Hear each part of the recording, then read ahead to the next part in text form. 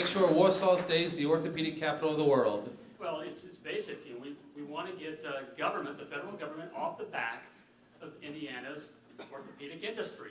Allow the industry to take care of business by getting the government off our back and deregulating it. You know, we're talking about this healthcare thing. We're talking about taxes and what it's going to cost us. Folks, I've read both the healthcare bills. You know, and it does talk about the cost that we cannot afford. That's all there. It does talk about rationing, okay, and it does talk about providing care for illegals. But the big thing that has me personally all fired up about the health care bill and all this talk that's going on in D.C. about our health care is that we will no longer be able to have the personal relationship between ourselves and our physician. If my wife comes down with some kind of disease, we will not be able to make the decision of what kind of care we receive from our physician. It will be determined by a bureaucratic board what kind of social economic value she has to us as a society. When that happens, there is no longer freedom. We're the orthopedic capital of the world and we want to keep it that way. How are you going to help us? Absolutely. It's an honor to represent part of Kosciuszko County, my state Senate seat. My answer is this: you don't regulate it and you don't tax it. Look at what this industry has become because of there's less regulation on it and taxation is low. Look at what this sector has done for humankind with the technology and what they manufacture. It has changed our quality of life. And I think that it would be a shame for us to start taxing it and regulating it. You know, and it was interesting because before Senator Bai decided not to run for office because the people scared him enough to not run, he talked about the $80 billion tax on medical devices that he cut to $40 billion. Well, how can you cut $80 billion when there is no tax now?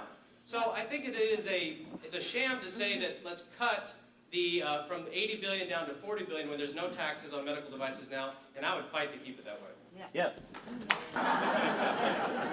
So how are you going to make sure Warsaw stays the orthopedic capital of the world? Well, I think the way that we make sure that Warsaw stays the orthopedic capital of the world, one more time, is to, as was mentioned, not tax it, not create a new tax on these devices.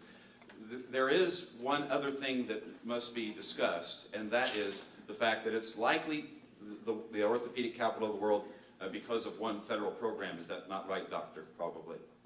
Medicare. And as a result of that, Washington, D.C. feels compelled and feels empowered to tax this program. And given that my wife works with folks with new hips and new knees all the time in an assisted living facility that is funded by Medicare, it is important that we understand that this comes from a place. We don't need to tax it. I won't tax it. I won't.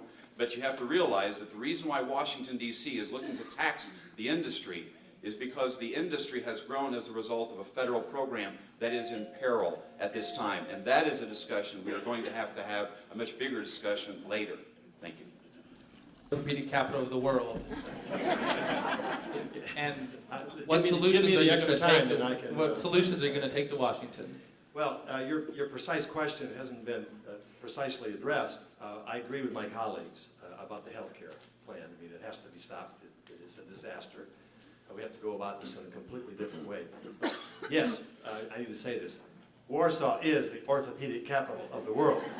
Now we're all on record as that. The way you keep that is to reform the FDA.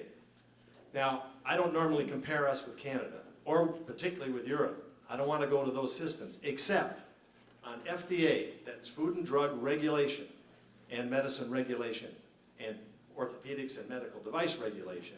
They are light years ahead of us. What you have to go through here with this FDA is a nightmare.